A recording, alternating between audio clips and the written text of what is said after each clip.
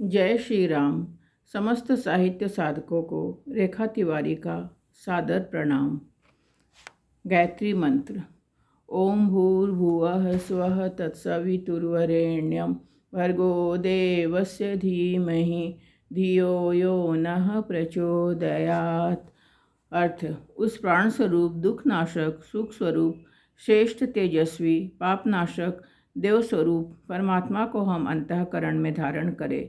वह परमात्मा हमारी बुद्धि को सन्मार्ग में प्रेरित करे। ओम। यह एक प्राणिक दिव्य निनाद ईश्वर का स्मरण कराती हुई आकाश में निरंतर गुंजित है, जिसके 3 अक्षरों में जीवन के सभी सूत्र दिए गए हैं। अ मतलब आत्मपरायण, उ यानी उन्नति, म यानी महानता मतलब अपने भीतर की प्राण आत्म ज्योति से दिशा निर्देश पाकर हम आसुरी वृत्ति को त्यागते हुए आस्तिकता के वैज्ञानिक आध्यात्मवाद को समझकर महानता की दिशा में अग्रसर हुए। संकीर्णता कुरीतियाँ त्यागे और समाजनिष्ठ बनकर धरती की रक्षा कर पाए, तभी मानव जीवन सफल होता है। भू शब्द से ज्ञात होता है कि हम शरीर नहीं प्राण हैं, आत्मा हैं। पंचभौतिक शरीर के स्वर्गीय ईश्वर मिल जाने पर भी अपने आत्मपद से कभी विचलित न हो, सो हमें आत्मा की उपेक्षा न करके आत्मकल्याण, आत्मचिंतन, आत्म उन्नति और आत्मगौरव की सबसे पहले चिंता करनी चाहिए। समाज सेवा द्वारा हम सभी विराट पुरुष विश्व मानव परमात्मा की पूजा करें। भुवः यह शब्द हमें कर्मयोग की शिक्षा देकर बतलाता है कि हमें बुद्धिमान, दूरदर्शिता और विवेकपूर्ण निर्णय लेना चाहिए, ताकि मस्तिष्क की कार्य प्रणाली सुचारू रूप से धर्म संगत, न्याय संगत होकर कार्य कर सके और मन बुद्धि को संतोष प्राप्त हो सके अपने स्वयं के कर्मों से। स्वः यह शब्द अपने मन को कंट्रोल करना सिखाता है। अनुकूल या प्रतिकूल कुछ भी परिस्थिति रहे, धैर्यपूर्वक निभाए, इंद्रिय लोलुपता पर अंकुश लगाए। तत् यह शब्द जीवन और मरण के रहस्य को समझाता है। भय और आसक्ति रहित होकर वास्तविकता के सुदृढ़ पथ पर कार्यशील और कर्मशील बने रहें।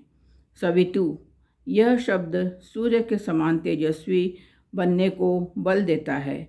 सूर्य की 7 रश्मियाँ, 7 घोड़े, मानवीय 7 बल क्रमशः शरीर बल, बुद्धि बल, विद्या बल, धन बल, संगठन बल, चरित्र बल और आत्म बल हैं, जिसके प्रकाश को सदैव संपन्न और स्थिर बनाएं।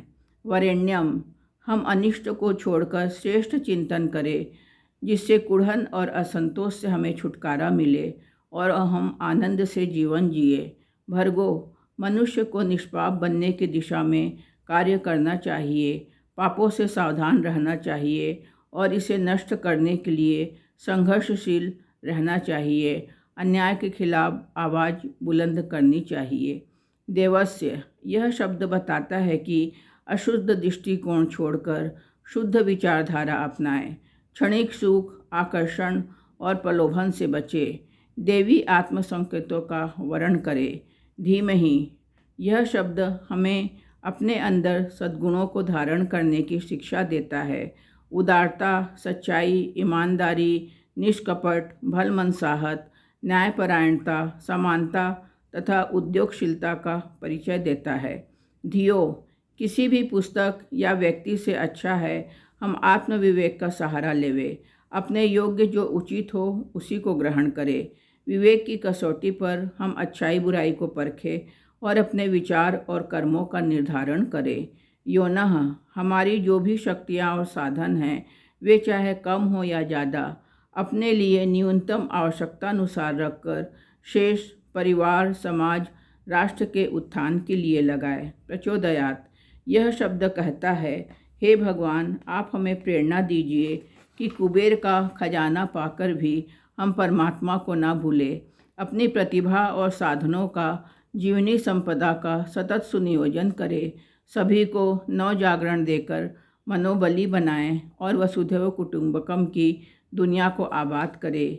ये सभी शिक्षा गायत्री मंत्र में हैं, जिसके निरंतर जप से मूढ़ व्यक्ति भी सत्पात्र बन गायत्री का वाहन हंस बनने की योग्यता रख सकता है। भाइयों और बहनों, आप सब हमारे YouTube चैनल को सब्सक्राइब और लाइक्स कर हमारे सनातन चेतना यात्रा में सहभागी बने। सादर आभार।